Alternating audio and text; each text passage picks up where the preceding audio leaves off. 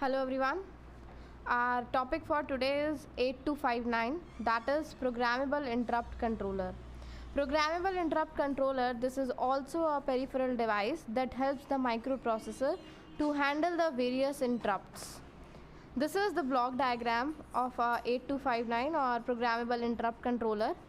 In this, the first block is data bus buffer. What is data bus buffer? This is a mediator between the 8085 or 8086 microprocessor and this 8259. Then there is a read-write logic, and this read-write logic, this is enabled if and only if the CS, chip select, this is low. When chip select is low, the 8259 is selected to operate. In this we have a read signal, write, and A0. A0, this is the address line. Now this is a cascade buffer. What is this cascade buffer? This cascade buffer, this is also known as comparator.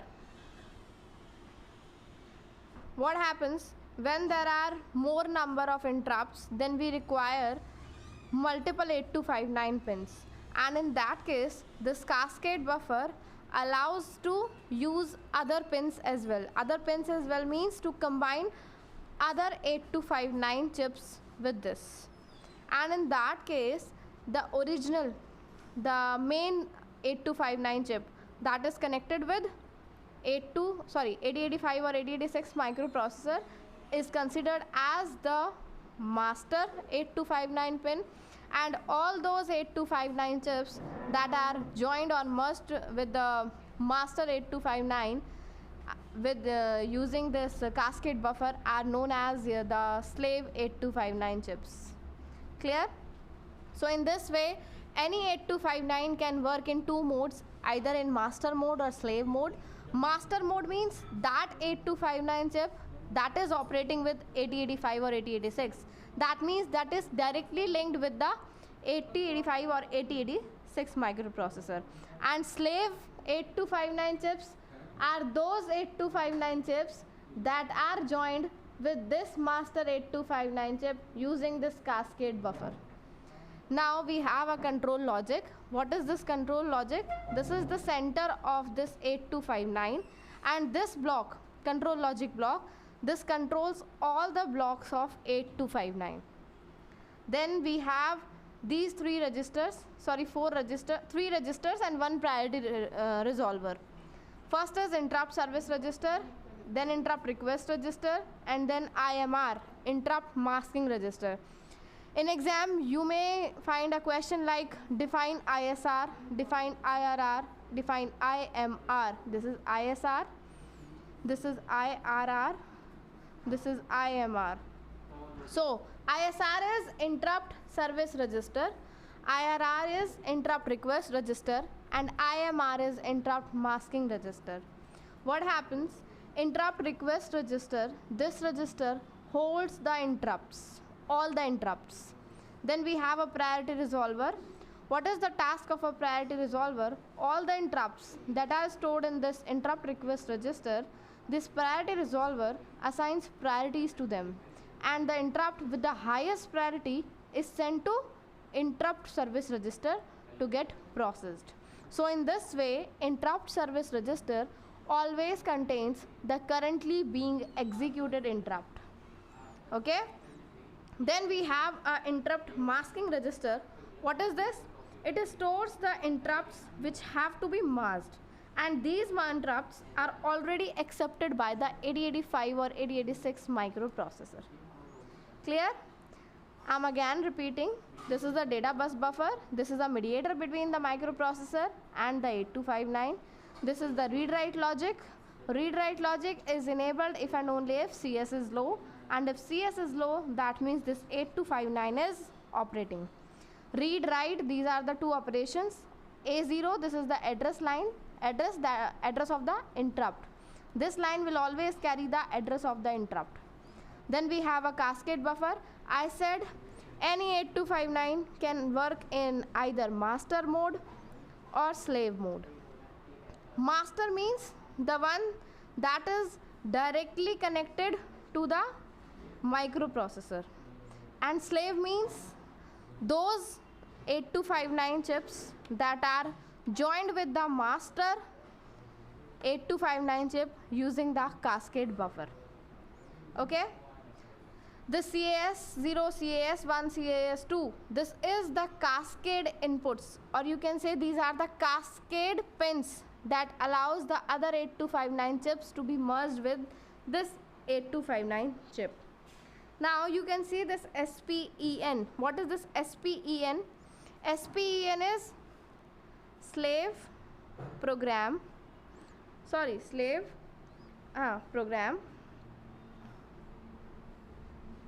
program, and EN stands for enable buffer. Slave program, enable buffer.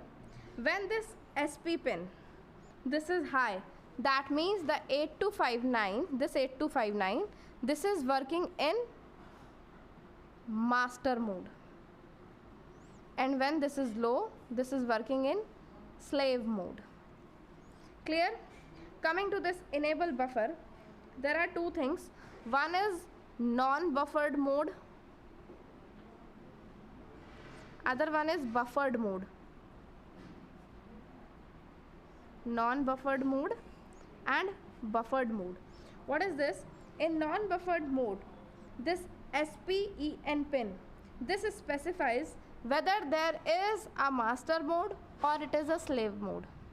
When this non-buffered mode is enabled, that means this will specify that this stack point, not stack pointer, the slave program, this is active, and this is active means if the status of this SP pin is high, then it is master mode. If it is low, then slave mode. This SPEN, this single pin serves dual purposes. Dual means two purposes. One, it tells about SP. So I'm saying in non-buffered mode, this SP is activated. In buffered mode, this EN is activated. When SP is activated, then if status is high, then master mode. If low, then slave mode. Then come to this enabled buffer. What is enabled buffer or buffered mode?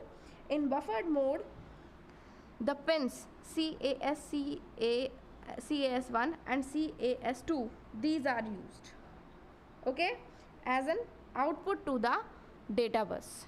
That means in buffered mode, these CAS0, CAS1 and CAS2, these will work as the output buses or output pin or output terminals for this 8259. Okay, then we have 3 registers and 1 priority resolver. The name of this unit is program interrupt controller. So all the interrupts are stored in interrupt request register. And what is the task of priority resolver? Priority resolver assigns priorities to the interrupts that are stored in this interrupt request register. And then we have interrupt service register. This priority resolver, after assigning the priorities to the interrupts, sends the highest priority interrupt to this interrupt service register. So interrupt service register always contains the interrupt that is currently being executed. And then last we have interrupt masking register. What is interrupt masking register? It stores the interrupts that needs to be masked. That needs to be masked means all those interrupts that are already accepted by the microprocessor. Clear? Now, one more thing, this block control logic. This is the center of the 8259. And what is the task of this? To control each and every block of 8259 chip. So that was all about the block diagram. Now let's move to the pin diagram. See, this is a 28 pin architecture. 28 pin architecture. 28 pin architecture means the pin diagram of this 8259 chip contains 28 pins.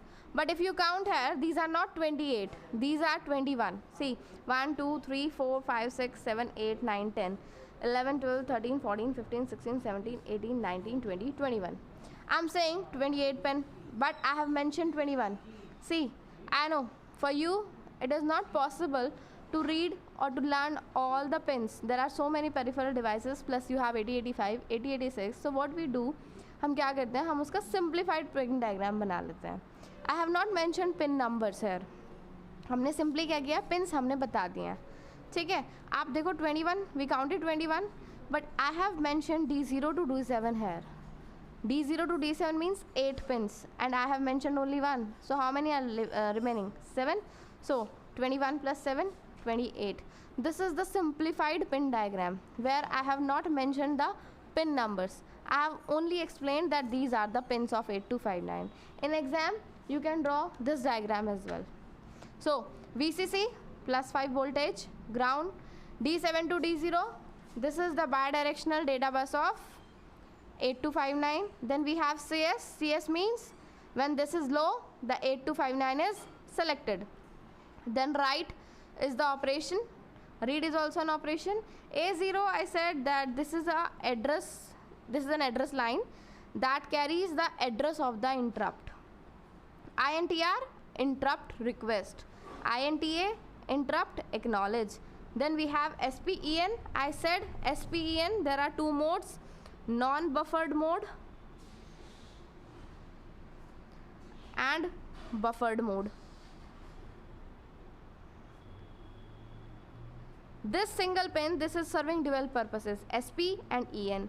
In non-buffered mode, this SP is working, and that means if SP is high, then 8259 is in master mode. If this is low, then that means this is working in slave mode. Now in buffered mode, this SP, this is disabled, and this EN, this is enabled. What is this? In EN, this is buffered mode. Buffered mode means this CAS0, CAS1, CAS2. That means these 3 pins. These 3 pins will work as output pins for the data bus of 8259. Okay. Now IR0 to IR7. What are these? These are the interrupt request lines. Interrupt request lines means at a time 8 interrupts can be stored in this interrupt request register, and these interrupts are resolved into the sequence of their priority with the help of this priority resolver. Or you can say that these 8 interrupts that are stored in IRR are assigned some priority with the help of this block, that is priority resolver. Clear? This was the pin diagram of 8259. So that was all about 8259 programmable interrupt controller. Thank you.